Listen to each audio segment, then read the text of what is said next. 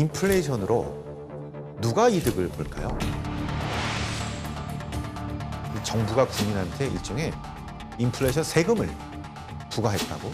실질적으로 인플레이션은 세금이었다. 그것도 우리가 인식하지 못한 상태에서.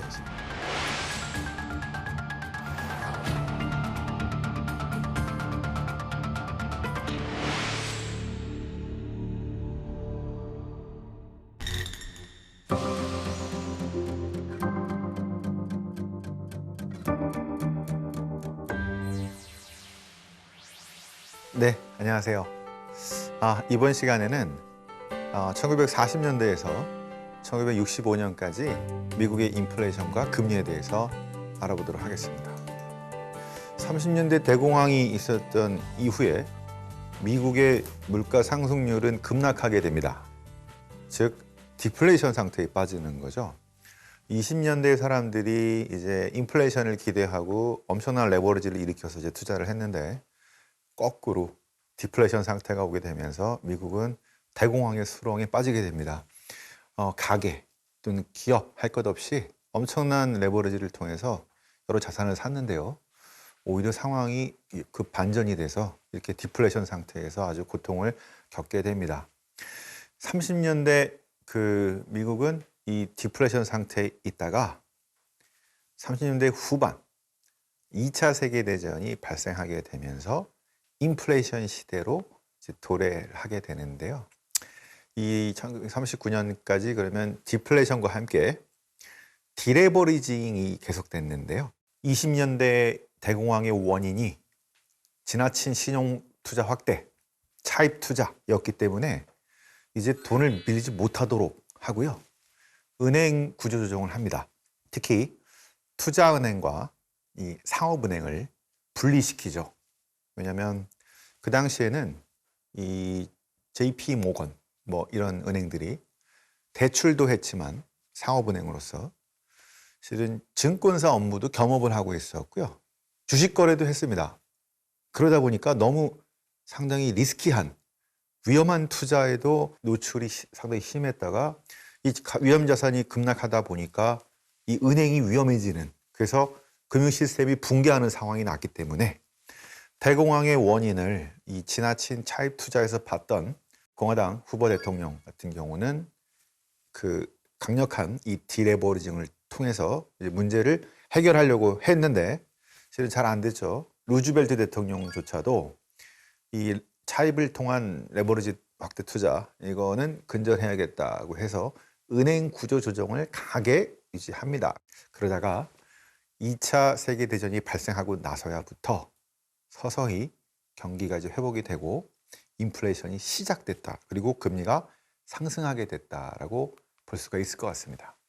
연방 정부의 1930년대 이 재가동을 위해서는 대규모 재정 지출 이런 것들도 있었는데요.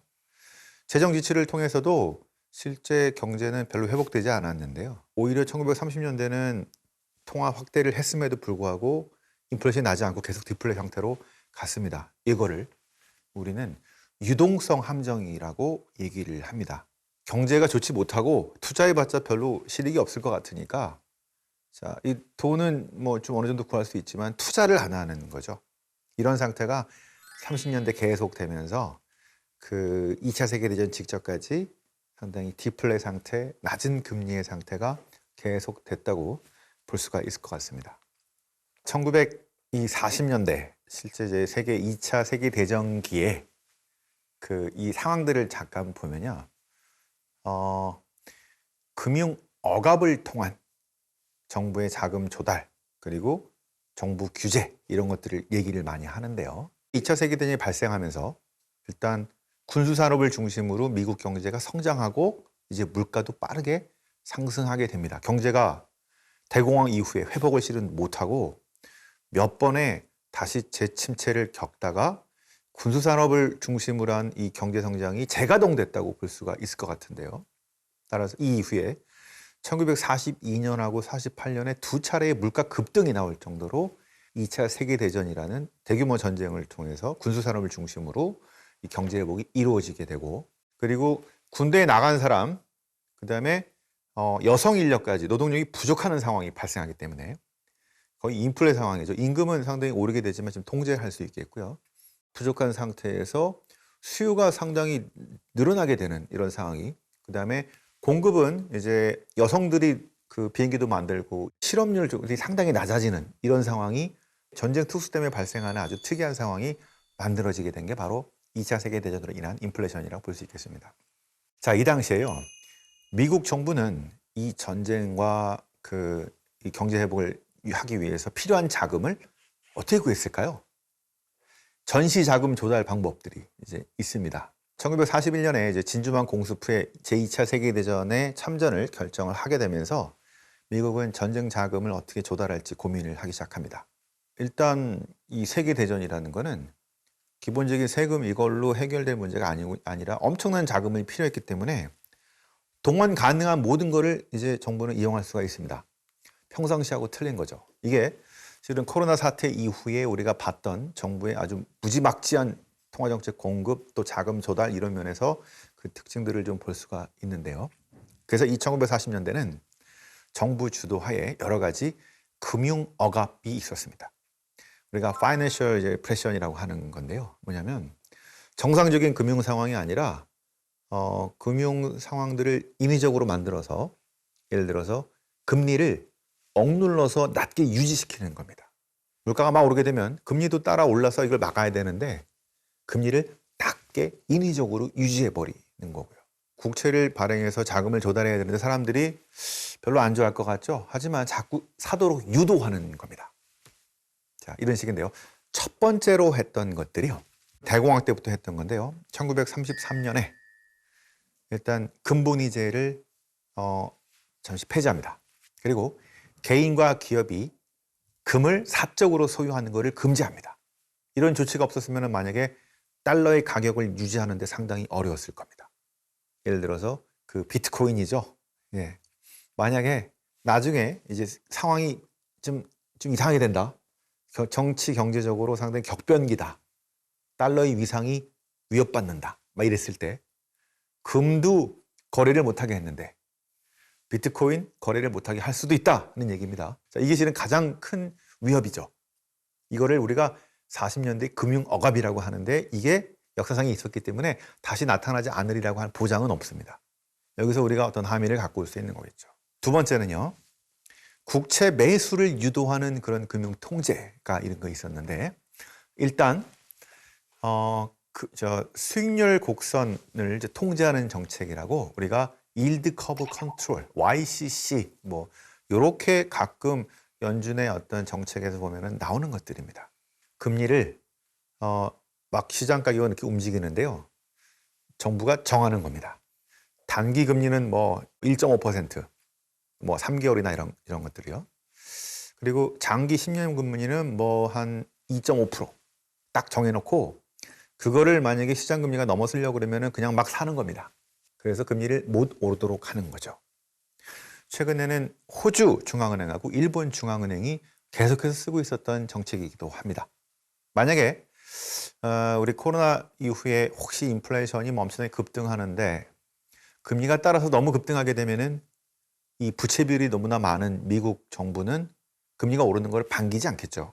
그랬을 때 이런 정책이 나올 수도 있다라는 얘기를 하는 겁니다. 이런 걸 통해서 금리도 낮추고 또 민간 은행과 국민들한테 자꾸 국채를 사도록 강요하는 겁니다. 실은 사도록 강요했고 이제 애국심을 호소해서 애국 마케팅을 통해서 전쟁에서 이기기 위해서는 이제 국채를 사야 된다 이런 식으로도 했었고 하면서 대규모 자금을 조달했다는 얘기입니다. 이때 대공황으로 주식이 폭락한 상태인데다가 전쟁으로 위험 회피 성향이 강했기 때문에 채권에 투자할 수밖에 없는 상황도 일조했다고 볼 수 있습니다. 또 다른 나라로 자본이 유출되는 것을 막는 자본 통제도 있었습니다. 해외로 돈을 갖고 못 나가는 거죠. 위기 상황에서는 그래서 여러 가지 정책들이 나올 수 있다. 그래서 이 금융 억압, 40년대에 나왔던 금융 억압들이 언제고 혹시 만약에 이 정치적 경제적 격변기 또는 지정학적인 위기 그리고 달러의 위상이 공격받을 때 그래서 향후의 인플레이션을 분석하는 데 있어서도 정치 경제적인 문제와 지정학적인 문제에 대한 이런 분석도 반드시 고민을 할 필요가 있다라고 생각을 하고 있습니다. 이런 것들이 지금 바이든 정부나 이제 계속해서 이제 미국도 이 자금이 좀 필요했을 때 어떤 식으로 할 것인가 여기에 대한 함의를 제공해주고 있습니다. 세 번째는 다른 나라와의 무역도 통제했습니다. 어떤 물품을 어떤 나라로 수출할 건지 지금은 거의 자유무역지, 뭐 보호무역지 약간 있다 하더라도 조금이고 정부가 결정하는 게 별로 없죠. 하지만 전쟁 시에는 일단 적국하고는 거래 금지가 되죠. 일본하고 실은 뭐 석유도 수출도 하고 여러 가지 물품이 왔다 갔다 하는 무역을 하다가 어느 날 갑자기 끊어집니다. 자, 이거는 혹시라도 나중에 미국과 중국의 갈등이 점점 심해졌을 때 혹시라도 그런 일이 벌어지지 않으라는 보장은 없는 겁니다. 자, 그래서 이런 식으로 무역도 통제할 수 있겠고요. 동맹국들한테는 주고 1940년 7월에는 이 미국의 철강을 동맹국들에게만 수출하기로 결정을 딱 합니다. 그다음에 41년에는 그 동맹국한테 무기를 무상으로 주기로 하고요. 그다음에 41년 7월에는 일본의 석유와 천연가스 수출을 전면 중단합니다. 그리고 파나마 해협을 장악하고 있는 미국이 일본 선박 통과하지 못하도록 통제하죠. 이런 것들도 비일비재하게 나올 수 있다. 네 번째는 전시 경제 체제로 들어가면서 기업들이 생산부터 공급까지 모두 통제하게 되는데요. 생산은 무기 위주로, 그죠? 그다음 물자를 배급하고, 자, 그래서 물가를 통제하기도 했던 그런 스페이스입니다. 그래서 한 세금으로 한 44% 정도 얻었다고 하고요. 민간 차입으로 한 34% 또는 중앙은행과 이 민간 상업은행에 매입하는 금융 억압을 통해서 한 22% 이런 식으로 여러 가지 채널을 통해서 조달했던 모습들이 있습니다. 인플레이션이 이렇게 빠르게 상승하는 그런 측면에서는 정부로서는 이거를 통제할 필요가 있었기 때문에 40년대 있었던 일드 커브 컨트롤 같은 이런 금융 억압 이런 것들을 잘 볼 필요가 있는데요. 자, 이렇게 보면은 지금 현대 중앙은행으로서는 이게 실은 말이 안 되는 얘기죠. 그런데 1940년대 미국에서는 가능했습니다. 왜냐하면 1940년대의 그 연방준비은행은요, 미국 재무부 거의 산하에 있었습니다. 그렇기 때문에 가능했던 거죠. 연준이 재무부 밑에 거의 있었기 때문에 연준이 독립했다고 보기가 어렵다고 보는 것들인데요. 실제 연준은 그래서 1951년에 더 이상의 이렇게 인플레는 올라가는데 금융 억압을 하고 그리고 전쟁이 끝났음에도 불구하고 계속 이렇게 하려고 하다가 나중에 인플레이션이 더 급등하게 되거든요. 그런 거를 반복하지 않겠다라는 연준의 독립 선언을 1951년에 이제 하게 됩니다. 그 배경에는 바로 여러분들이 아마 잘은 모르시겠지만 바로 에클스라고 하는 이 1935년에서 한 47년까지 연준 의장을 했던 사람인데 이 사람이 되게 중요했는데요. 자, 왜 그러냐? 연준을 재무부에서 독립시킨 실질적인 인물이라고 볼 수 있겠는데 35년에 대공황 때 이제 연준 의장이 되면서 대통령이 연준을 장악하지 못하도록 대통령이 연준 의원을 임명하는 것을 2년에 딱 한 명만 선임할 수 있도록 했습니다.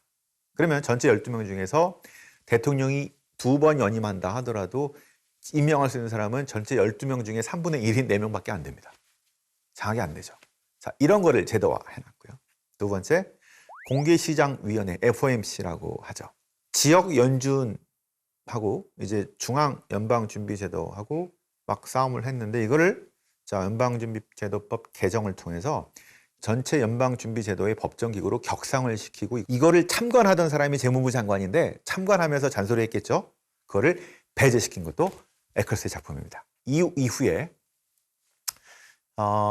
아서 번즈, 윌리엄 밀러 같은 정부의 종속이 됐던 이 1970년대를 제외하게 되면 연준은 그 이후에 정부의 압력과 끊임없이 싸워가면서 독립적인 통화 정책을 실행하게 되는 이제 상황이 만들어질 수 있겠고요. 그 본연의 업무인 이 통화 정책에는 약간 판단 착오로 어려움을 겪기도 했고 했지만 중요한 역할을 했던 이 에클스 의장을 좀 기억하실 필요가 있겠고요.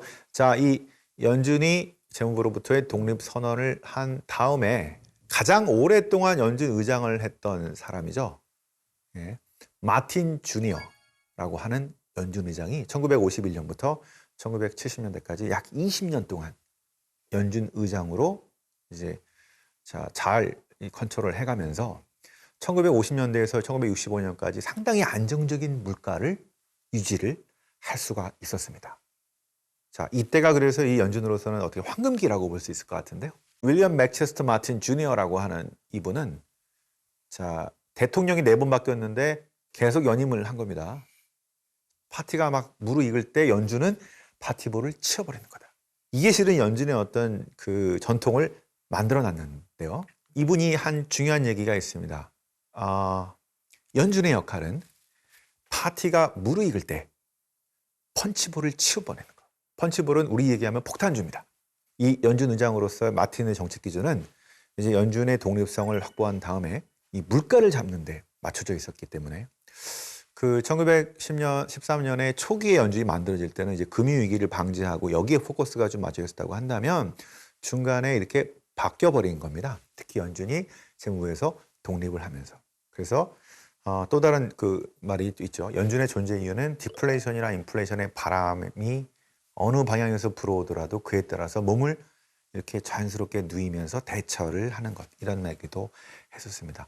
40년대에서 한 65년까지는 이 두 연준 의장을 중심으로 해서 그 40년대의 인플레이션을 잘 대처하면서 50년대 이후에 이런 독립성을 가지고 물가를 안정적으로 유지할 수 있었는데요.